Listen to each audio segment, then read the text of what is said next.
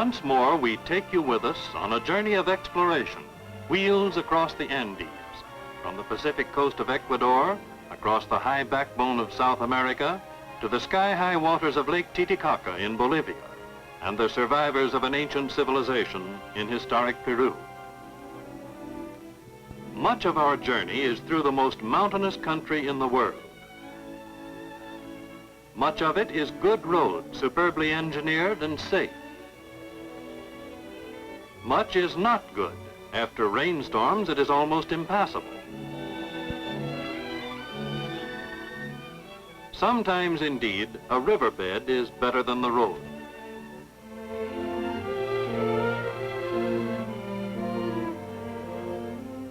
Now we are on our way toward the jungle. In a few hours, we shall be down into timbered country, into green and moist valleys and misty lowlands. We plan to visit an amazing tribe of jungle Indians, the Colorados, who live deep in the rainforest.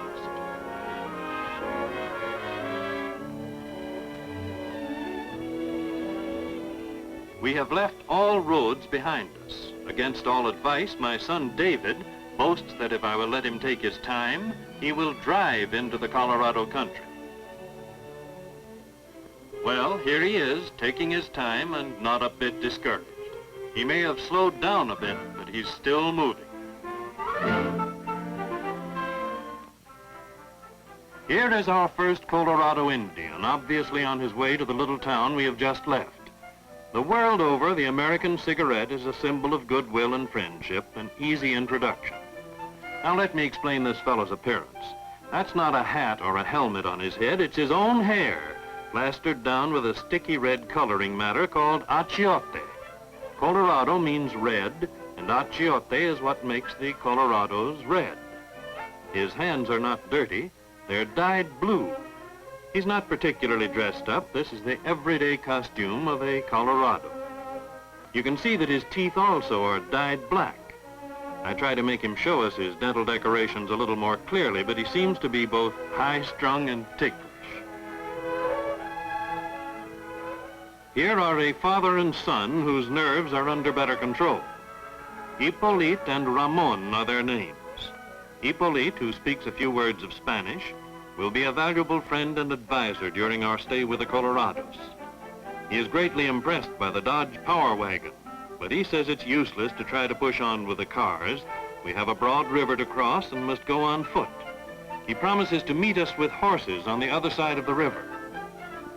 To impress Epulite still further, I try to make him listen and talk over the radio telephone, which provides communication with our base camp. But he doesn't get the idea at all, and it's beyond my abilities to explain it to him in his native language. What he and Ramon want is a fast ride in the Power Wagon, and this they get.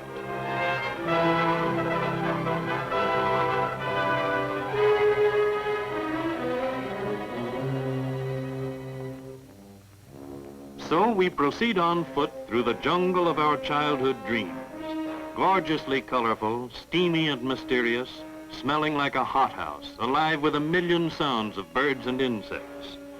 Out of the tangle of undergrowth through which we cut our way, trees rise to what seems a fantastic height above us.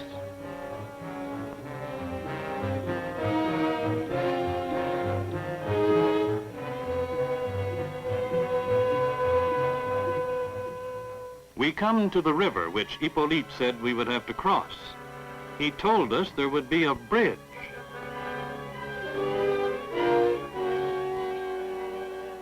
At dusk, we find the bridge, an insecure contraption of steel cable and tree branches.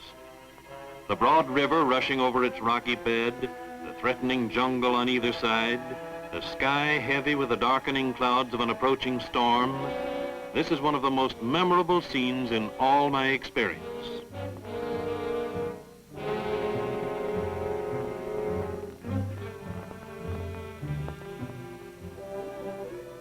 The next morning, we find Epulite faithful to his promise with our horses, and with him are his wife Filomena and his daughter Rosita.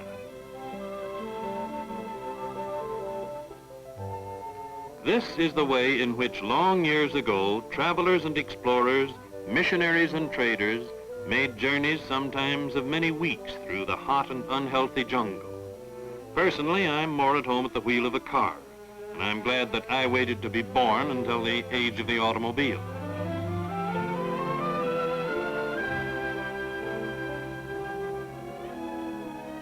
When we have set up camp, the mere routine of peeling potatoes fills the Colorados with amazement. They watch our simplest activities with endless curiosity. A source of never-to-be-forgotten wonder is one of our cameras. On the ground glass focusing screen, they see the whole camp alive and upside down. Meanwhile, Epulite's people in their turn are demonstrating for us the manner of the Colorados' daily life. I am fascinated by these Indians of unknown origin and history, of whom there are said to be less than 1,000 left. They are a sturdy and independent people who clearly do not wish to adopt any other tribe's dress or way of living. Their faces reflect a strong individuality, in sharp contrast to other Indian tribes of this region. They are far indeed from being primitives. They have their own arts and crafts, know how to spin, dye, and weave wool, and make their own garments. The Colorados build simple but ingenious and efficient presses to squeeze out the juice of the sugar cane, which they cultivate in jungle clearings. This, like all their activities, is a family affair. With the leaves removed, the sugar cane stalks are fed one by one between the rollers of the machine. Filomena guides them, while it takes all the strength of Epulite and Ramon to turn the rollers against the heavy pressure. In this machine, there is not a nail or a piece of metal, but it does its work. The tough, fibrous cane is crushed. A simple banana leaf with a hole through the center collects the sweet solution to fill the homemade earthenware jar. People with so much ingenuity and skill could easily develop a more complex way of life along the lines of what we call progress. But the Colorados do not seem to wish to do so. They seem to prefer to go their own unsophisticated way. Why not? The jungle gives them all they need. Presently, visitors arrive for a fiesta to celebrate our coming. Colorados are ever full of surprises. The musical instrument they carry is what they call a marimba, but I recognize it immediately as a Central African xylophone. Polidor, the witch doctor, is another of our good friends. He shows us the achiote seeds and how easy it is to obtain from them the red dye with which the Indians paint their faces and their bodies. Using the mirror we gave him, he applies a new coat of paint. And next he shows us how to insert a matchstick into the hole which every Colorado has on the tip of his nose. Everyone is busy dressing up. The blue dye also comes from a plant and is apparently especially favored by the women. But it's the red achiote dye which gets into everything, even the puppy dogs. Courtesy demands that the leader of the expedition should also be decorated. Unfortunately, the red paint caused a painful irritation, and it took a week for the blue stripes to wear off. We have set up sound recording equipment to record the playing of the marimba.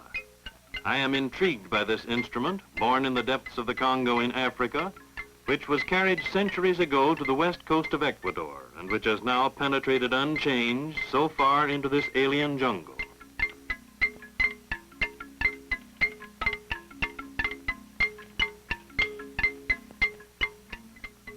The Colorados have watched us work without a flicker of understanding. But now we are playing back to them the recording we have just made. Music which they just heard being played is now coming out of this box, and it seems to them to be a wondrous deed of gods or demons. It is the older people who look like children among the Colorados, and the children like our little Rosita, who look as the adults should. Meanwhile, David has made good his boast and triumphantly brings the Power Wagon all the way into camp. He has brought with him wonders which the jungle children have never seen. They are overcome with shyness.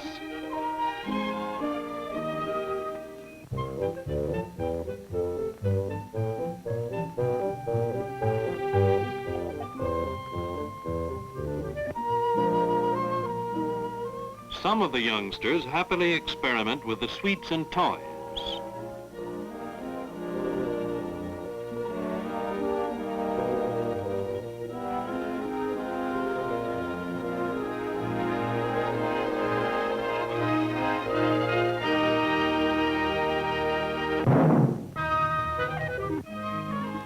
The little girls shyly play with a doll, a blue-eyed doll made in Sweden, the only doll I could find in the city of Quito. Back on the road again, a road boldly cut out of the rock, out of the walls of ravines and canyons. We are crossing one of the two main chains of the Andes, the Cordillera Negra, the Black Cordillera.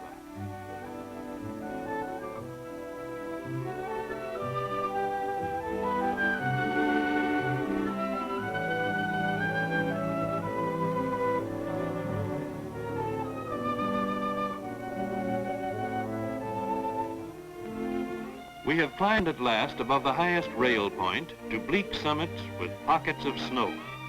Finally, just under the snow line, we reach the top of the pass itself.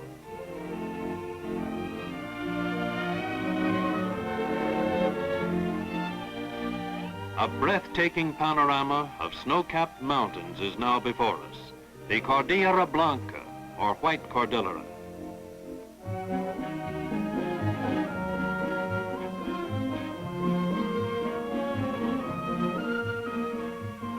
As we descend again to the valley of Huascarán, we get nearer and nearer to the Peruvian giants of the Andes.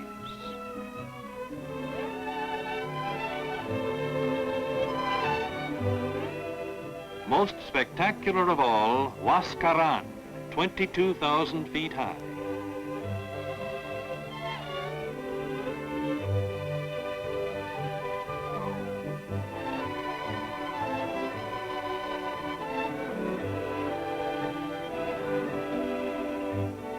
Evening falls. The twilight glow slowly invades the great snow peaks.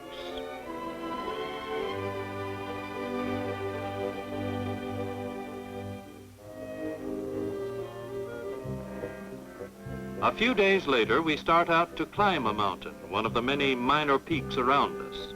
It is unnamed on the maps and probably still unclimbed. We have all had bad cases of soroche, mountain sickness, since we reached these unusual altitudes. Some people suffer so distressingly from soroche that they cannot remain at all in these high valleys of the Andes. Most travelers get very sick for a few days and then gradually adapt themselves. This has been the case with us. The present outing is to celebrate our recovery as well as to serve as training for the future. Our first day has been good, but now the weather clearly is spoiling. By the time we have made camp, snow is falling and the prospect is gloomy for tomorrow. Next morning, snow is still falling. It is bitterly cold, although we are within a few miles of the equator. Coffee and hot oatmeal for breakfast. We start off with little hope of a clearing of the fog, but we have climbed only a few hundred feet when the clouds lift.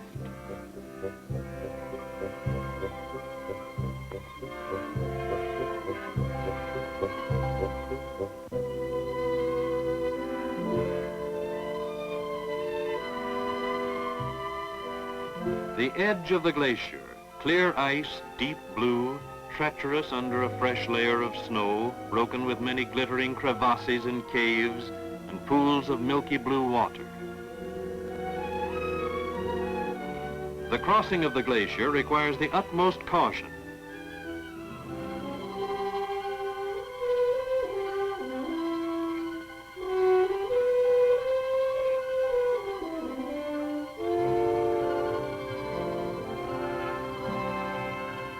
Almost on the slope, with the top in clear sight, we have our only near accident.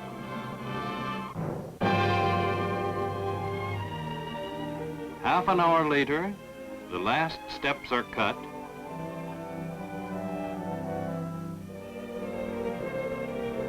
The last few feet are covered.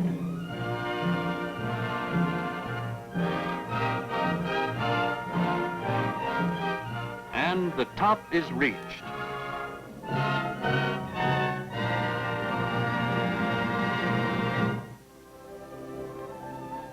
We fly a great deal on this trip. Everyone does in South America, most air-minded of continents.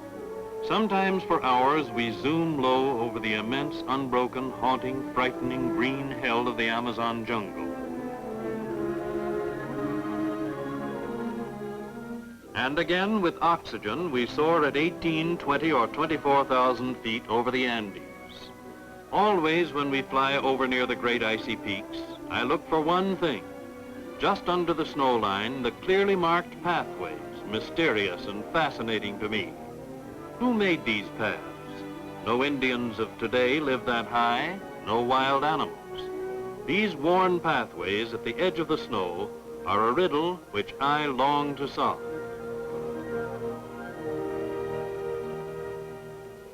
On the high plateaus of Peru, Bolivia, and Argentina, llamas carry loads at 16,000 feet and more. Herds of alpacas supply wool. Here, wild vicuñas roam, seldom seen. But we had luck one morning and got these pictures. These animals, relatives of the camel, are built for altitude. Their lungs and hearts are far larger, their blood more abundant, and far richer in red cells than that of most animals. A little tame vicuña was brought to us one day, a graceful and delicate thing, and for a while it was the expedition's mascot.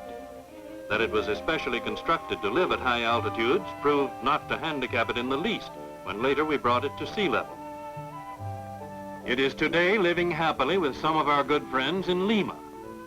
In the Peruvian capital, I found the government concerned with the same problem which intrigued me, that of adaptation to life at high altitudes. I found that Peruvian doctors had done pioneer work in research in this field. I told them of some of the things that had most astonished me, of the spirited game of association football which I had seen played by Indian mine workers on a sodden field at an altitude of nearly 16,000 feet. I could scarcely drag myself around in the thin air, and yet after a lively game, the players had shown no sign of strain. The doctors told me those mountain Indians, like the llama and vicuña, have enormously enlarged lungs, more blood, and blood far richer in red cells than the Indians of the plains.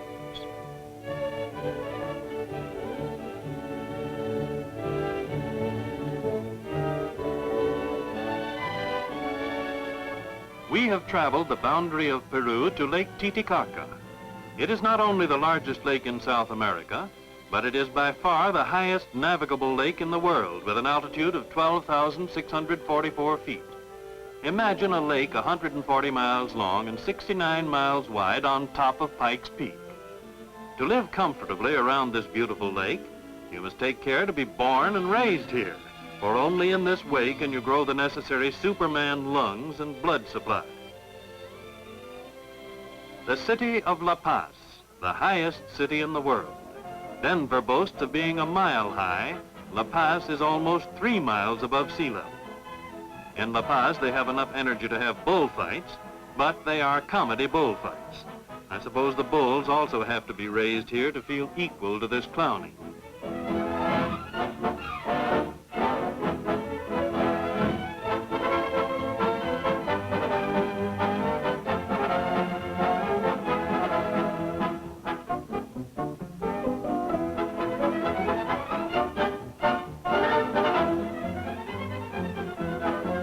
Say, that was good. Let's see that again.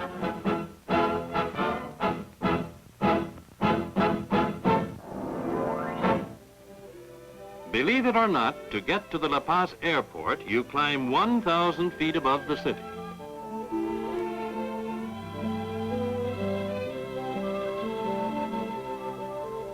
La Paz Airport is the most beautiful I know anywhere, with a backdrop of great mountains.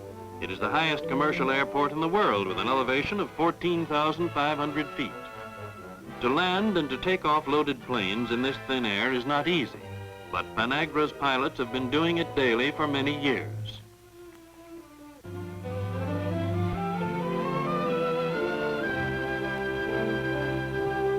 We take off with a government medical mission to a place where I'll have a chance to observe research on high altitudes.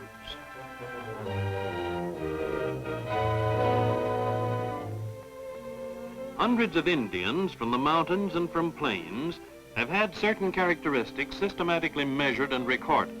Here, a technician measures the lung capacity of a typical Indian from Titicaca. Over 5 liters, where the average among the Indians of the lowlands would be scarcely 3. A group is being put through a measured amount of physical work, 2 minutes by stopwatch of breaking up hard ground.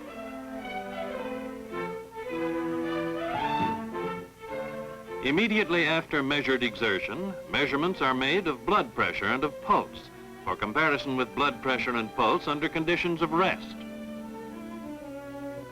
At the request of North American doctors, we make sound recordings of the beating of the heart. We have also been asked for recordings made after extreme exertion. This is the finish of a quarter-mile race at 14,000 feet. After this race, blood pressure is almost what would be normal at sea level.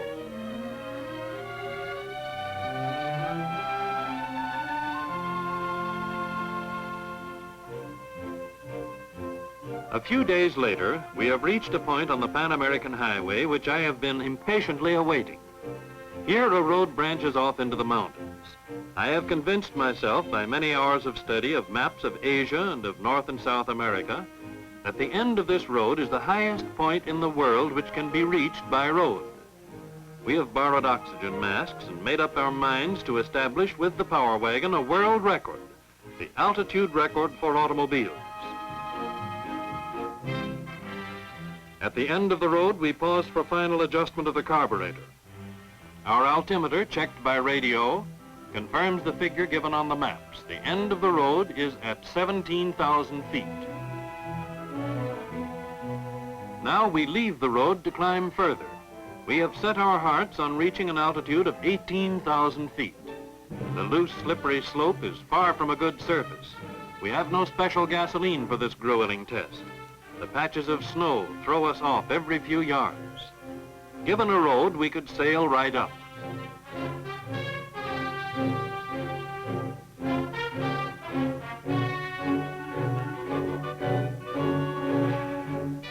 "50 minutes after leaving the end of the road, the needle of the altimeter touches 18,000. It is very decidedly cold up here, and we do not linger. It takes us less than 50 minutes to come down again. The region of Cuzco was the center of the old Inca civilization which flourished amazingly in Peru before the coming of the Spaniards. To this day, there lives around Cuzco an Indian population full of character and color, with a heritage of traditions dating back to the days of the Incas, before the Spanish conquest and Christianization.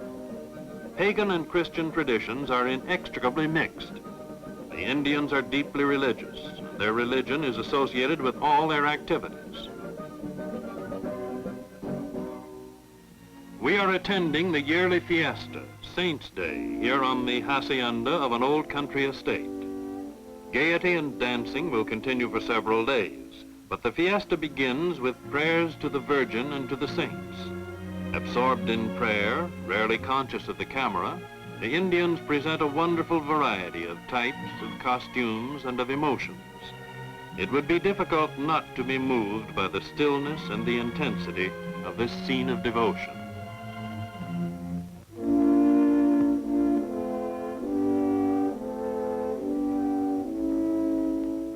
The fiesta will begin as soon as the church service is over.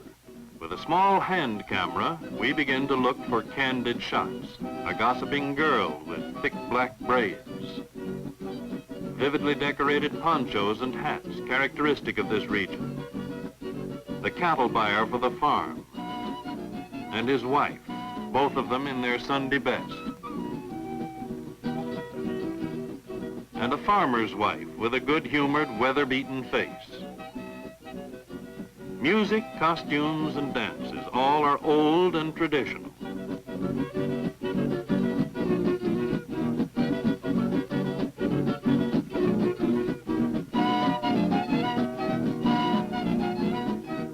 The meaning of many of these dances is lost in antiquity. I tried vainly to get an explanation of this one, suggestive, obviously, of whipping.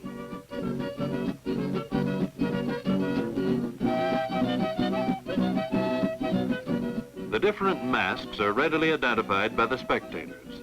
These rounded faces, we are told, represent Indians.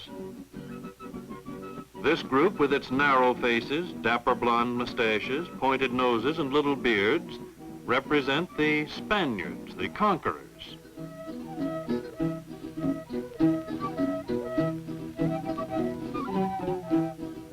These creatures with the sheepskin headdresses are, it seems, the wild beasts of the jungle.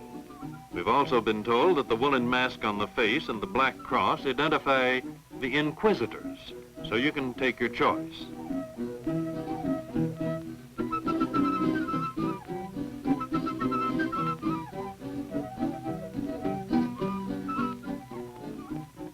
But about this group, there can be no doubt. These are the lawyers with their high hats, their books, their inquisitive noses, which seem to be always unhappily covered with warts, and their mannerisms, traditional and much enjoyed caricature of the legal profession. Their books are all important and constantly consulted. Equally indispensable are their noses necessary to the turning of the pages. This lawyer is putting the young Indian kneeling before him through some solemn initiation. This is the direct way to make knowledge penetrate the human mind. We see now why this poor Indian looked somewhat apprehensive, but the effect does not as yet appear to be sufficient, so let's give him another treatment for good measure.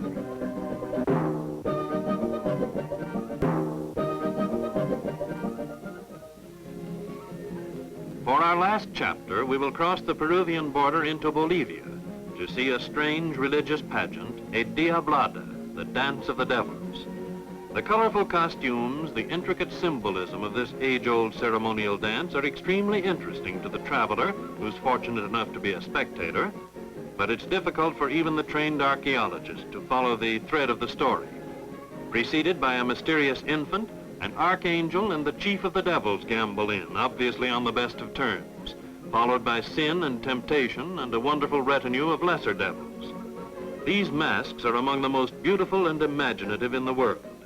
I have never seen anywhere such genius for the grotesque, such vivid coloring.